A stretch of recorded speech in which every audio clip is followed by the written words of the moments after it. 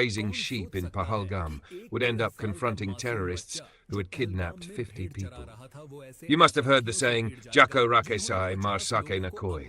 When God protects, no one can harm. Exactly like that, this boy did something extraordinary.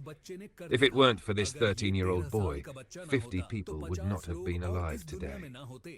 Before we tell you the story of this boy's bravery, make sure to like the video and write Jai Hind in the comment box so that the enemies of our country can see our unity.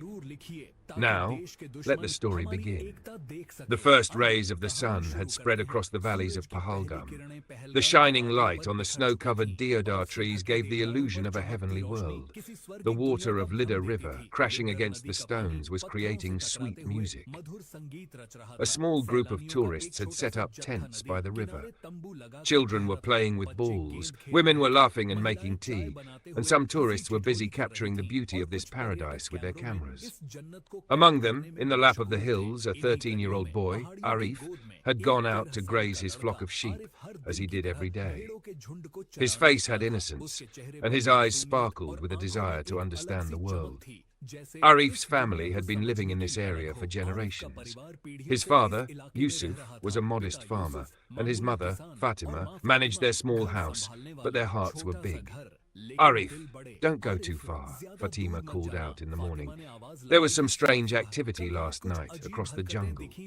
Arif smiled and nodded, picking up his wooden stick as he set out. He knew every trail, every cave, and every waterfall in these hills. This was his world. The day passed and the streets of Pahalgam started getting crowded.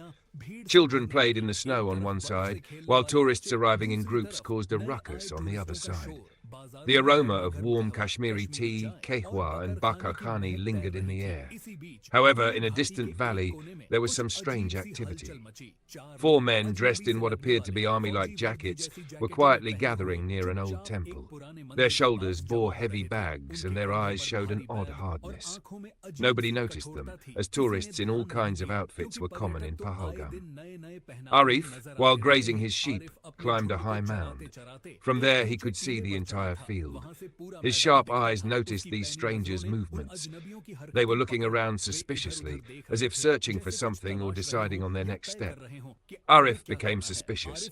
This wasn't typical behavior in the peaceful town of Pahalgam.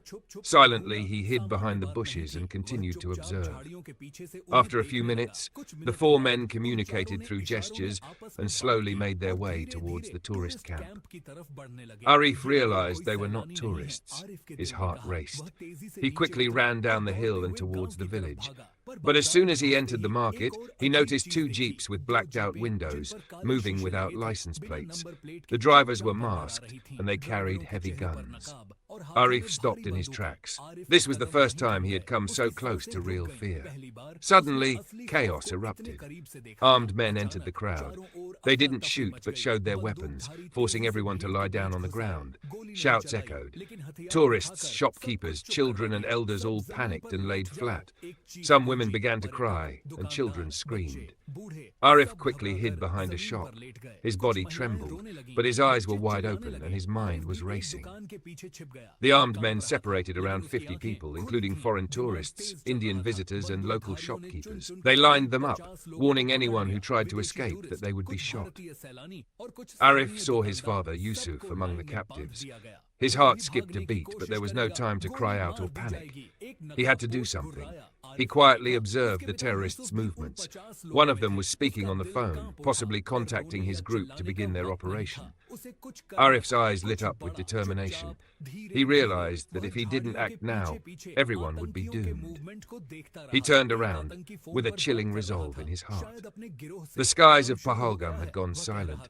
The places where children used to run and shopkeepers used to call out were now quiet, as if frozen. Terror had spread its shadow. The terrorists were preparing. They had taken control of the field and had placed the hostages in the center, with some keeping watch and others communicating with their team via radios. Arif, hidden behind the bushes, continued to watch. His heart was pounding in his chest as he knew this was no ordinary event. This was a conspiracy that could shatter the soul of Pahalgam. The terrorists were making their final preparations, and one of them said, "Now contact the